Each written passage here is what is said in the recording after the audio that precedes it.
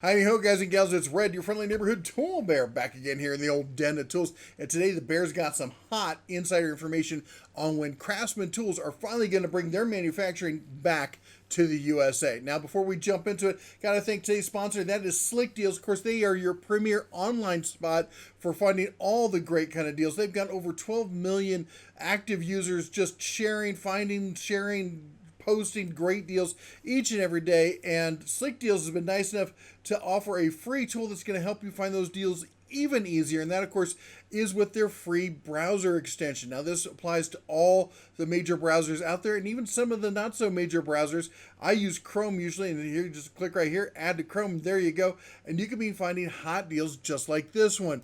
Boom! Craftsman 12.25 inch 15 amp bench top planer, normally $400, on sale right now, $100 off, taking it down to $299. That makes this one of the cheapest benchtop planers out there. You know, even like Harbor Freight, which was a go-to one, that thing's like getting close to $400 these days. So this Craftsman, it's a basic two blade. It's just a DIY weekend wear kind of planer. But for those of you who just need that, this is going to be a lifesaver, and it's a great tool to get. It comes with a 3-year warranty, so you know, jump on it if that's what you're looking for. We got links to the plug-in down below, so go check that out, and you can find these deals for yourselves. Now let's jump into this, but let's talk about a little bit of the backstory. Now, for those of you who have been around the channel, you know all about this, so go ahead and fast forward. But if you don't, and you're wondering why it's a big deal that like one of the most iconic name brands that just scream American made is actually being made in China these days, and why it's a big deal they're coming back to the US,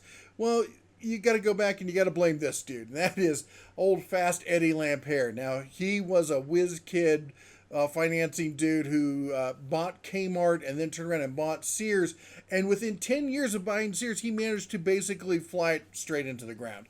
And he also managed to basically loot anything decent from it along the way, selling off all sorts of iconic brands, including Craftsman, which he sold for $900 million plus royalties to Stanley Black & Decker. Now, Stanley Black & Decker, they immediately took all the manufacturing and moved it offshore to China. Now, a lot of us, myself included, we got kind of miffed about them moving, this American-made company offshore. But the reality is that, Craftsman never made anything themselves. They bought from other manufacturers. And prior to Craftsman being purchased by Stanley Black & Decker, a lot of those tools were made by Western Forge. Now, Western Forge was owned by Ideal at the time, and they were forced to close down plants after the parent company stopped accepting orders from Sears because, well, they weren't paying their bills, Eddie, bills. Anyway, and the further fallout from this is that because of that loss of income, Ideal was then forced to also get rid of SK Tools, which they sold to Great Works out of China. So, Eddie, you're a wonderful guy. Anyway, let's move forward here. So, after all the fallout from that, Stanley Black & Decker, aka Craftsman here in this situation, they saw the writing on the wall, and they're like, people are upset. They're not going to be happy with this. We need to do something. We need to make this right. And they made a promise that they said they were going to bring manufacturing for Craftsman back to the U.S. And they said they were going to invest this, and they announced this in 2019, I think it was, that they were going to invest $900 million in a new plant in Fort Worth, Texas, that would employ around 500 people. It would take advantage of all the latest advanced manufacturing techniques, aka robots, and and would make 10 million Craftsman wrenches and ratchets and a whole bunch of other stuff here in the U.S. Well, that's fast forward then today where we're at, and sure enough, they have built said plant, and there were delays. They thought this thing was going to be up and running by the end of 2020. Then they thought it was going to be by the end of 2021, and it hasn't happened as of yet. Now, of course, we all know what's to blame. Happened. But at this point, currently at the plant, they're employing 230 people, hoping to bring it up another 100 by the end of the year. And as you can tell by this picture, this is at the plant down there in Texas. At least 2/3 of the people there are extremely happy with their jobs. The guy on the left is, I don't know, maybe he had one of those left-handed cigarettes on smoke break or something. I don't know. Anyway, the fact of the matter is they're employing a lot of Americans down there in Texas. But here's what's been making the rounds lately. I've had several people send this to me, and that is photos of the finished and unfinished ratchets coming off the line. Here we can see the blanks that were being processed. They've been stamped, they've been forged, cold forged. They're in Texas. These are not. We were speculating when we first heard this, how much of this would be coming from China and then just assembled in the U.S. This is cold forged, stamped, milled and finished, chromed even, in the USA. So a large chunk of this is USA made. Now, the finished product here, you can see the classic stamping on there. We'll talk more about that later, but that's the finished product that we're seeing right now. Now, as I said, this has been going around. Is it new? I don't know. Honestly, I don't have a direct source on this. A bunch of people send it to me. It got posted to some message boards recently. These are photos of the plant that were posted about a year ago, and I shared these at the time. And there you can see the yellow buckets. There you can see the unfinished, or in some cases finished, tools in those buckets. I don't know the timeline on the photos that we just showed you because, anyway, if you work at the plant and you can get us pictures or something like that, feel free to send them to us. It's red@denoftools.com. We always protect our sources. Love to see what's really going on there as much as possible. Now, I did reach out after getting these photos. I reached out, got confirmation that yes, those are tools from the plant. I spoke to a senior manager of the PR department over there at Stanley Black & Decker, and she was nice enough to share a whole bunch of information with us. She said what's going to be coming out of that plant are going to be sockets, we're going to see wrenches, we're going to see ratchets, and we're going to see sets, basically, including all three, plus some other miscellaneous bits and stuff. Now, there's going to be a 59-piece set, an 88-piece set, and at launch, a 134-piece set, as we can see here. This looks to be, I like the looks of it. It's a 6-point, they're saying they're 6-point sockets, 1/4 inch, 3/8, 1/2 inch, a handful of wrenches and some other filler and such, but a good basic set here. Now, as far as the other sets, I don't have any more information on those. I'm speculating that they're going to be something similar to this, the 51-piece set, and this one, the 135-piece set. I think we'd be pretty safe to say that they're going to be in that kind of realm.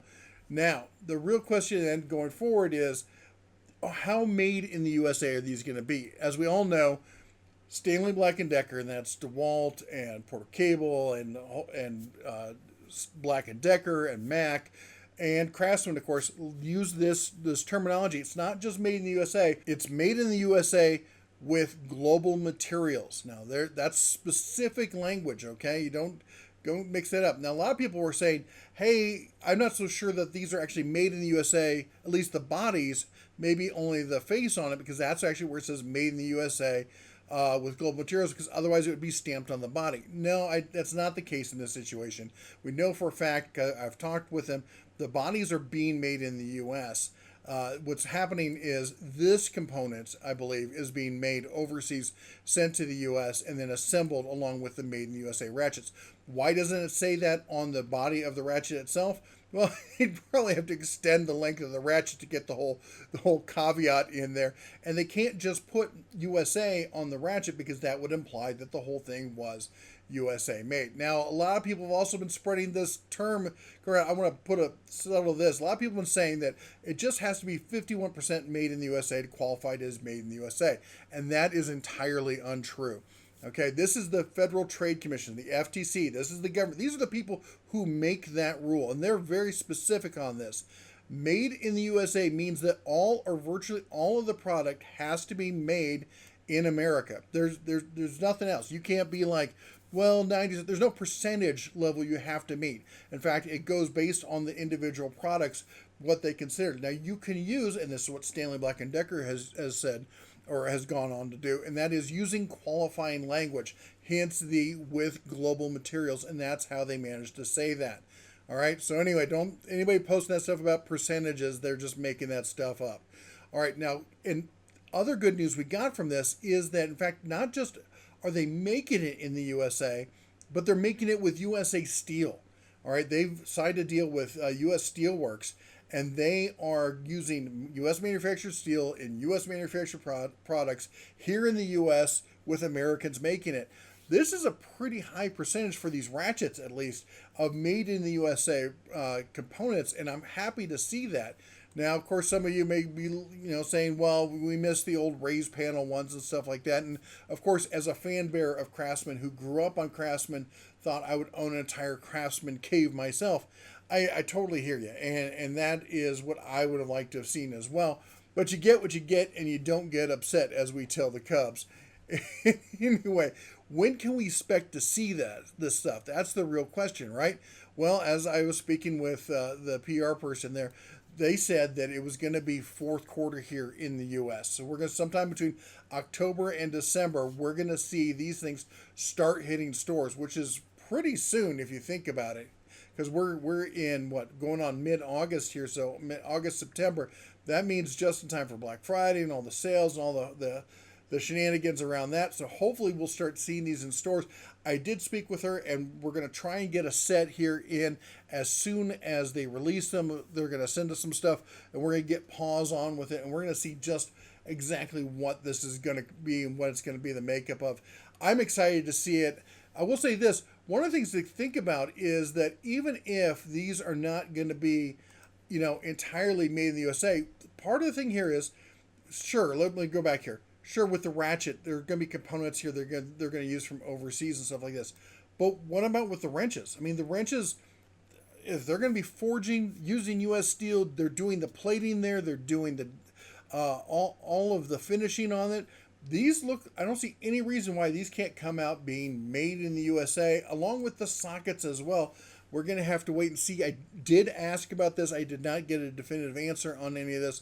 But as soon as we can, I will let you know. Now, that said, I do want to say this. If you are in the Dallas-Fort Worth area, it's up here, and I think it's called North Lake is the area where the plant is. And they are still hiring. This is Stanley Black & Decker's website here, their careers board. I will post a link to this down below. So if you're interested in any of these careers, we got environmental health, quality lead, receivers, receiving leads, export, clerks, profile associate, DC controller, and forklift operators. Oh my gosh. And let's take a look at that. Forklift operators starting at, look at that, $19.50 an hour. That's first shift. If you do second or third shift, they tag on an extra $1.50 to that. Taking that, or sorry, 1905, my bad, the bear got excited there. Anyway, do second or third shift, and that bumps it up to over $20 an hour. That's pretty nice, and you're getting a $1,000 signing bonus. And let's be honest, as a forklift operator, it takes great people to achieve greatness. And once you get that forklift certification, you know what's going to happen. Oh yeah, you're going to be fighting off the women. You know how those forklift operators operate, right? Okay, the bear kids, I tease a little.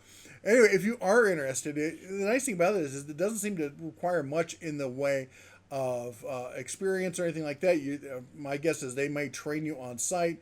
If you do want to get training ahead of time, there's lots of great places. This is on Indeed. They're talking about how to get forklift operated. It's a good entry-level job, folks. $20 an hour, straight out of high school. There are worse jobs you can get. Anyway, I'll put a link to this down below. So there we go. That's basically the news that we have going on with this factory. Now, I'm excited. I was hesitant to see how much of this stuff was going to be made in the USA. It looks like it's going to be a lot. I will admit I've been critical of Stanley Black & Decker and others. In fact, anybody who uses the caveat language, I'm not a big fan of it. I'm still not a big fan of it.